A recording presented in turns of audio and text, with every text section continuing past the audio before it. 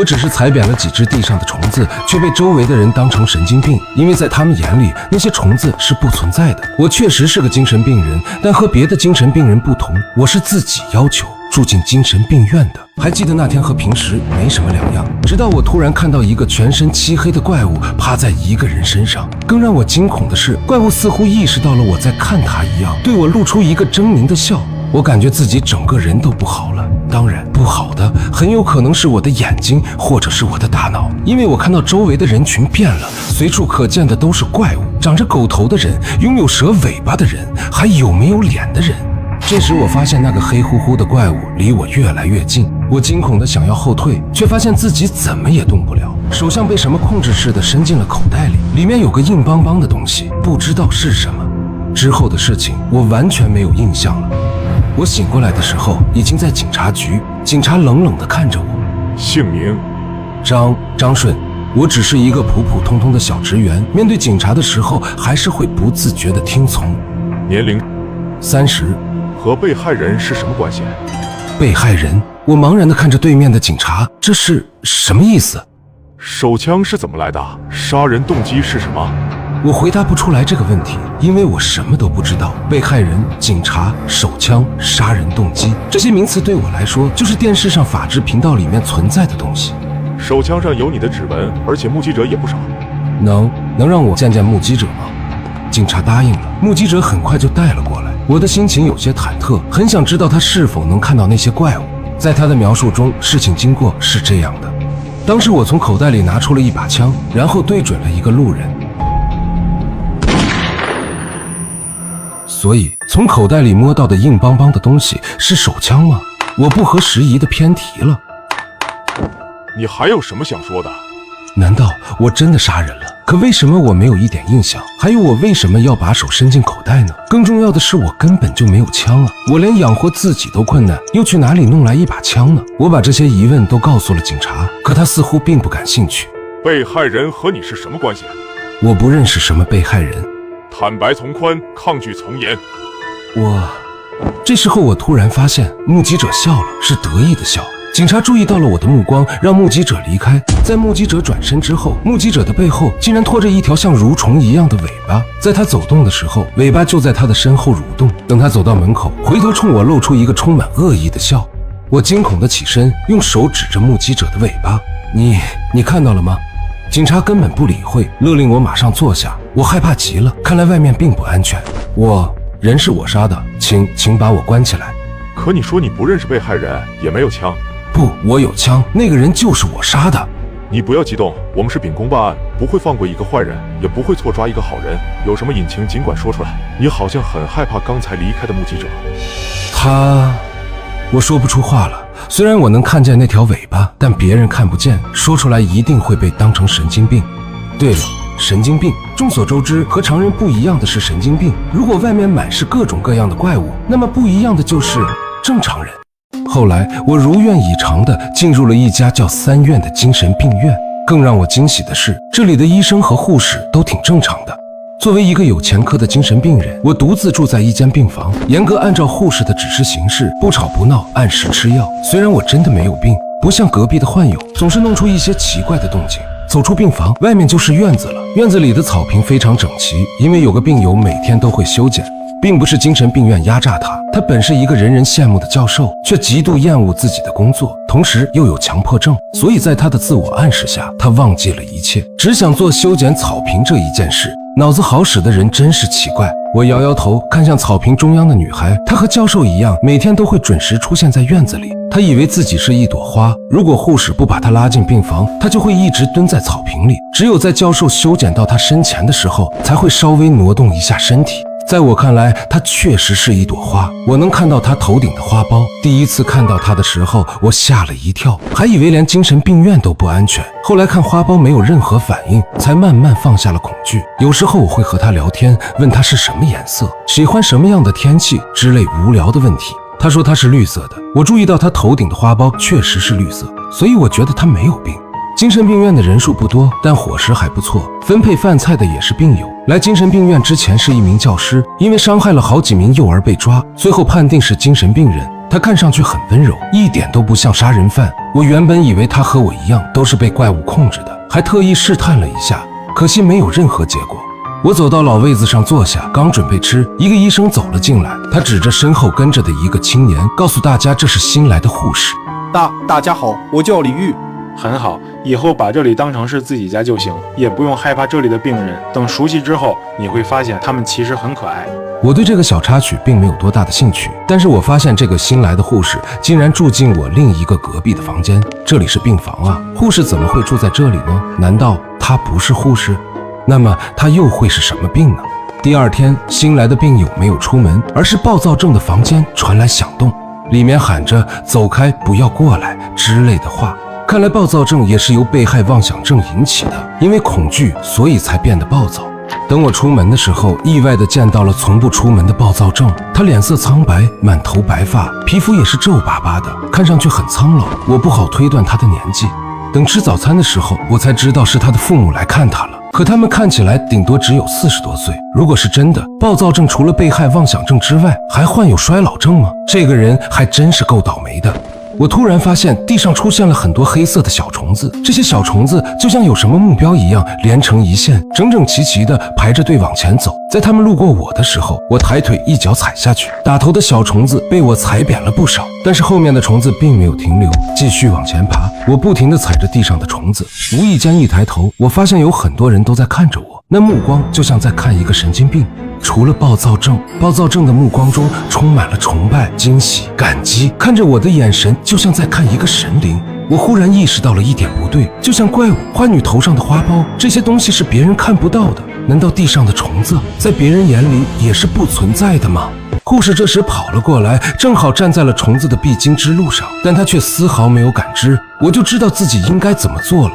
請問有什麼事嗎？你剛才在做什麼？就這樣有助於血液循環。真的嗎？你也可以試試，據說這樣能長命百歲。沒等護士開口，被害妄想症就激動地躲在我的身後。他們來了，他们来了，快殺死他們！黑色小蟲的目標正是我的這位暴躁症鄰居，只可惜暴躁症的恐懼除了我，沒有人能理解。我雖然理解，但是不會說出來，因為大多數人認定的事情是事實，少數人眼裡的真相就是妄想症。我不想被當成妄想症，所以只能保持沉默。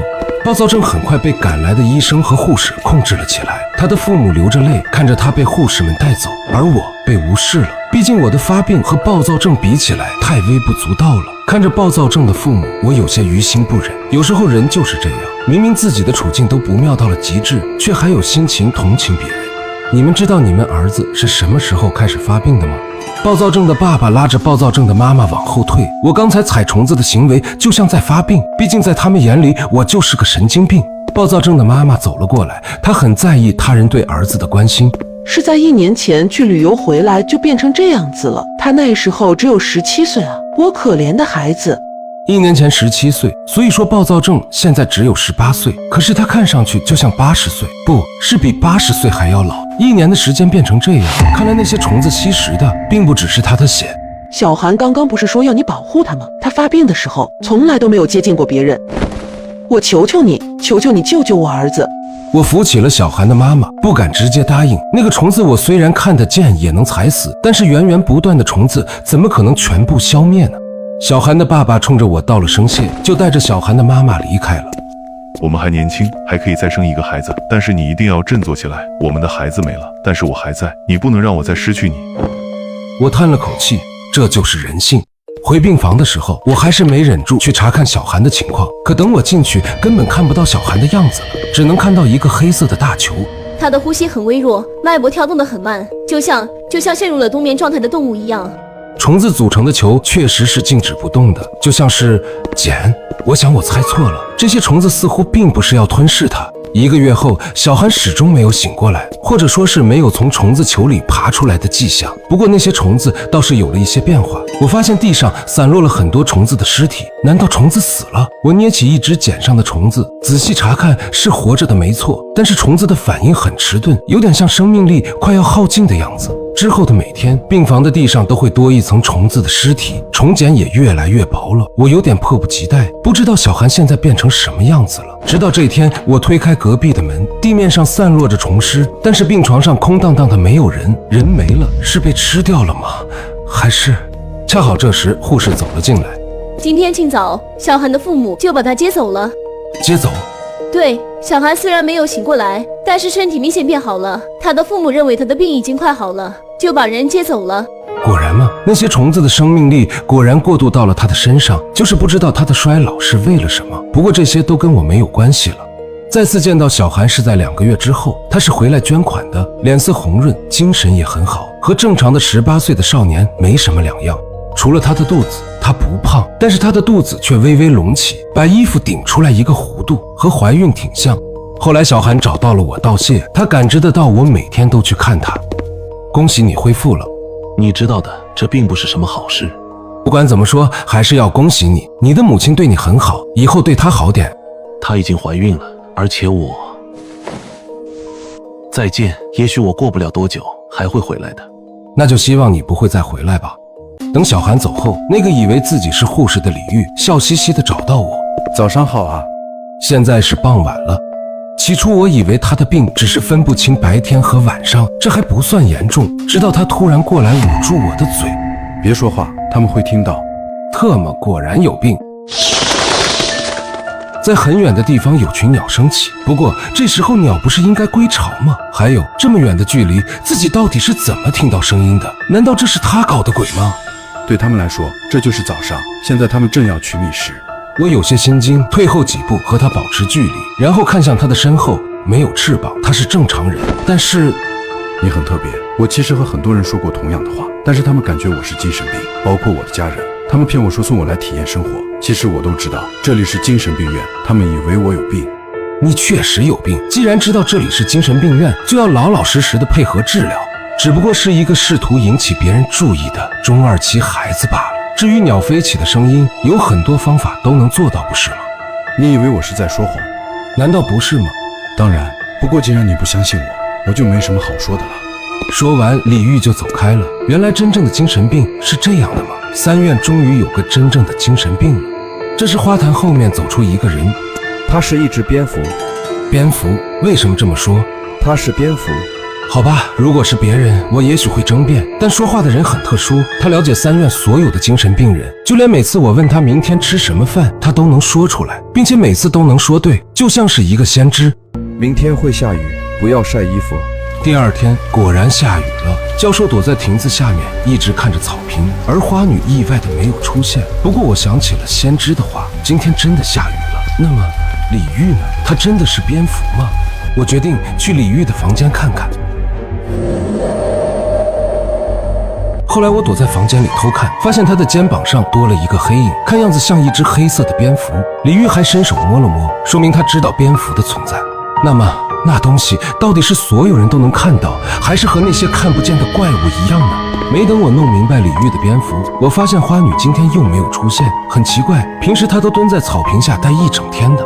我來到花女的病房，發現她昏迷不醒，而且頭頂的花苞長大了，還長了很多藤蔓纏在她的身上，也許到了開花的時候了吧，就是不知道開花之後她會怎麼樣。我走近一步，想試試看能不能摸到花苞，結果藤蔓就像活了一樣，張牙舞爪地對着我，似乎在阻止我前進。我舉起雙手，退後一步，我只是想看看她的情況，沒有惡意。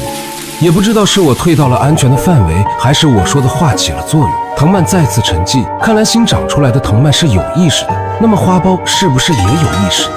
我感覺事情複雜了。這次沉睡之後，花女會不會就和花苞融合了？那麼她會不會被花苞或者是藤蔓的意識所取代？一整天我都在想是否要拯救她，但是要怎麼做好呢？把藤蔓和花苞剪掉，但是花草越是修剪，它們就長得越好，而它們的根不敢想象會在哪裡。我看得出來你很困惑。是的，我很糾結。只要跟隨自己的本心就可以了。追隨自己的本心嗎？我想應該是消滅寄生的花苞和藤蔓，但藤蔓的排外意識很強，我需要別人的幫助，而且是看不到藤蔓的人的幫助。先知就是最好的人選，他也毫不猶豫地答應了我的請求。深夜，我輕手輕腳地離開房間，一個飄忽的聲音忽然響起：你要去哪裡？跟你沒關係，你別管閒事。醫生剛才讓我去找他，這是威脅我偏偏就怕了他的威脅。他提出要和我一起去，我本不想答應，但事態緊急，等花女的身體被佔領就晚了，我只能無奈妥協。等到花女的病房時，先知已經到了，他已經很接近花女，但是藤蔓並沒有動手的意思。他從口袋摸出了一個崭新的刀片，快速地在藤蔓的根部上滑動，手法很專業，藤蔓很快就脫落下來，花女的頭頂只剩下一個花苞了。已經好了嗎？不行，必須要把根挖出来。先知又繼續動手了，花女的身體裡爬出了很多紅色的軟體蟲子，而李玉的蝙蝠興奮地飛去吃那些蟲。我有點不敢看，於是別開了目光。等完事回到自己病房後，感覺身體和精神都十分的疲憊，靠在牆上就睡着了。第二天一早，門外傳來急切的敲門聲。等来人進來後，我發現竟然是沈警察。张順，我們又見面了。沈警察，你怎麼來了？我有幾個問題要問你。我對沈警察的印象很好，之前進精神病院前，我告訴了他怪物的秘密，所以別的事情就更沒有隱瞞的必要了。你昨天晚上在哪裡？昨天我有些驚訝，竟然不是問之前的事情。我在病房，然後是花女醒了嗎？她怎麼樣了？天灵蓋被剖開，腦子被挖了出來，你認為呢？對於一般人來說，確實活不了了，但是花女不同啊，她難道花女頭頂的花苞被連根拔起後，她就和普通人就沒有區別了？我的心裡很難受。好了，我的問題問完了，你可以繼續休息了。是我提出要幫花女的，和李玉、先知他們無關。沈警察，你要抓就抓我吧，我其實沒有神經病，之前都是裝出來的。我把花女事件的前後經過都告訴了沈警察，可他并沒有打算把我帶走，還讓我在這裡安心養病。等沈警察離開後，我決定去看看先知和李玉，我就已經很內疚了，他們肯定更不好受。隔壁的房門關着，我敲了幾聲沒有動靜，我決定穿過花園去看病房很遠的先知。教授依然在專心除草，只可惜草坪上少了另外一個熟悉的身影。遺憾的是，先知也不在病房，他的病房空蕩蕩的，幾乎什麼東西都沒有。我突然想到了什麼，不對勁，很不對勁，應該有一件很重要的事情被我疏忽了。你怎麼在這裡？一個沒見過的護士打斷我的思緒，她似乎對我的出現感到非常不安。你好，我叫張順，不用害怕，我沒有攻擊性，不會傷害你的。等護士稍微平靜些，我試探着問道：住在這個病房的人呢？他換病房了嗎？他已經離開了。離開？我琢磨着這兩個字的意思。花女可以說是離開，小寒也可以說是離開，那麼先知是哪種呢？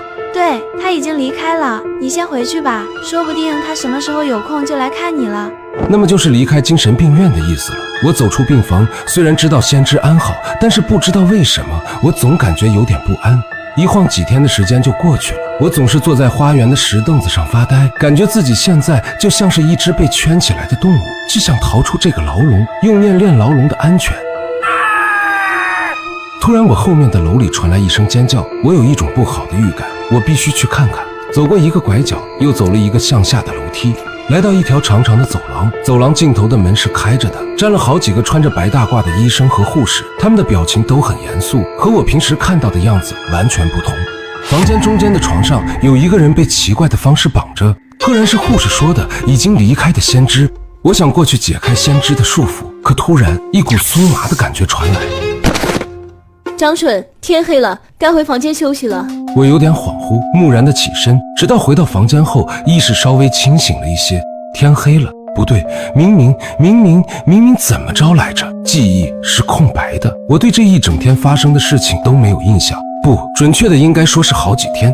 深夜，門口傳來了撞擊聲，竟然是李玉的蝙蝠。他在我身邊繞了一圈之後，就拍拍翅膀飛走了，意思是讓我跟上去。我暈乎乎的跟着蝙蝠，七拐八拐的来到一條長長的走廊，走廊盡頭有一個矮矮的門，那是一個雜物室嗎？我上前推開門，裡面沒有人，更沒有什麼雜物。房間裡只有一個向下的樓梯，我依稀聽到了一些說話的聲音。抓住他，用電擊，動手。這下面有秘密，我正在猶豫要不要下去時，聽到了一些腳步聲。現在絕對不能被發現，我趕緊逃離這裡。